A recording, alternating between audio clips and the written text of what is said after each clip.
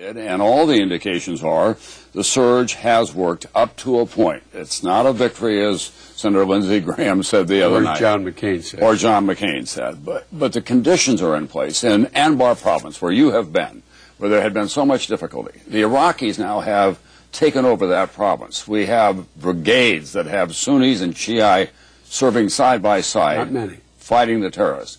But it's a process, and it's beginning, and the surge made that possible, did it not? No.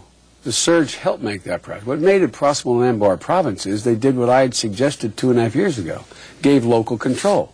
They turned over and they said to the Sunnis in Anbar province, we promise you, don't worry, you're not going to have any Shia in here. There's going to be no national forces in here. We're going to train your forces to help you fight al-Qaeda. And what you had was the awakening. The awakening was not an awakening by us, it was an awakening of the Sunnis in Anbar province willing to fight. Cooperating with the Shiite. Cooperating with, no, they weren't cooperating with the Shiite. They didn't cooperate with the Shiite. Once the awakening got underway. No, they didn't cooperate with the Shiites. It's a big problem, Tom.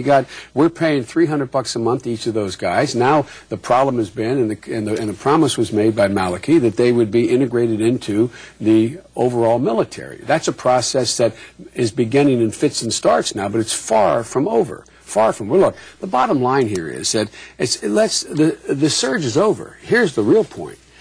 Whether or not the surge worked is almost irrelevant now. We're in a new deal. What is the administration doing? They're doing what Barack Obama has suggested over 14 months ago. Turn responsibility over and draw down our troops. We're about to get a deal from the President of the United States and Maliki, the head of the Iraqi government, that's going to land on my desk as chairman of the Foreign Relations Committee saying we're going to set a timeline to draw down our forces. The only guy in America out of step is John McCain. John McCain saying no timeline. They've signed on to Barack Obama's proposal. But the surge helped make that timeline possible, did it not? Well, it did help make it possible. It did help, but it's not the reason. Look, they also take a look at the analysis, Tom. They say the reason why there's such success against the insurgency is because of now small, very well-trained counterinsurgency units. It's not the numbers, it's the type of units that are in there. What I was arguing about before was we have the wrong units in there. We have the wrong kind of force in there. We weren't focused on counterinsurgency. And so, look, but the bottom line is we can argue about whether the surge was good, bad, or indifferent. Let's assume it was all good. The truth of the matter is, what do we do now? What's John McCain going to do when he's president? He says he will not sign on to a timeline, number one.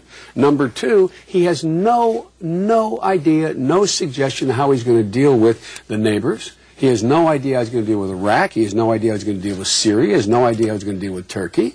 We have laid out a clear plan. But are you encouraged they're moving toward a political settlement? Yes, I am encouraged because they're doing the things I suggested. They're localizing it, Tom. That's why it is moving toward some mild possibility of a resolution. And if you were to now follow up, if John McCain is president, would follow up like we will as president and say, okay, how do you get the rest of the neighborhood in the deal? How do you get Iran and Syria to stop supporting specifically the Shia? And this talk about how this has been such a great success. Look where we are now in the Middle East. You now have a Shia-dominated government close to Iran. What's Maliki do? When Ahmadinejad comes, he kisses them on both cheeks and seeks permission. So give me a break about how this is such great political success. We have the bravest soldiers in the world. I said at the time of the surge, if we send in 500,000 troops, we could tamp this down immediately, shut it down, and end all violence. But that would not solve the problem. What do we do when we leave? What's left behind? And that's the hard work, and that requires the region as well. And you don't hear a word from John about that. Let's move on to some domestic issues. Sure. The country's waking up this morning to the news that the federal government's about to move in on Fannie Mae and Freddie Mac. Those are quasi-government agencies holding $5.3 trillion in mortgage debt. They're in serious trouble at the moment. They're in a free fall, in effect. The government will reorganize them. It appears that they're going to pump in some fresh capital on a quarterly basis. But shareholders will have their shares greatly diluted by this move. But the preferred shareholders, China and other foreign governments that have invested in Fannie Mae and Freddie Mac, will not suffer because the government will prop them up. Is that fair? Well, no, it's not fair, but I don't think that's what's going to happen. I've talked to Secretary Paulson last night. I'm not at liberty to lay out what he told me because he should announce it today. But there's three principles that have to play here for this to work, in my view. One, you have to make sure that you help homeowners and stabilize at the same time financial institutions. Secondly, you got to make sure that you're not bailing out shareholders versus the taxpayers. And the third thing you got to do is make sure that they're still in a position to be able to continue to lend, because there is a need for them to continue to have this elasticity of being able to deal with the market.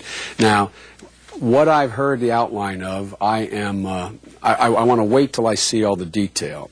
But if it meets those three principles, then I think it has a great chance of succeeding. And as I understand it, whatever proposal Secretary Paulson is going to make is a proposal to get us over this hump of instability and uncertainty. It's not an official reorganization. It will be left to the next administration and the Congress to make those judgments. All investors suffer equally? They should. They should. We'll see what the plan is.